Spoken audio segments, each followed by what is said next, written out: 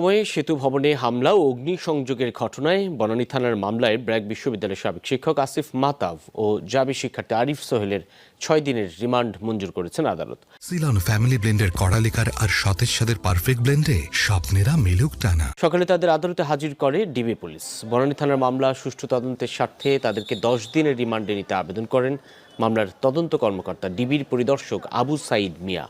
শুনানি শেষে ঢাকার মেট্রোপলিটন ম্যাজিস্ট্রেট মোহাম্মদ মঈনুল ইসলামের আদালত 6 দিনের রিমান্ড মঞ্জুর করেন।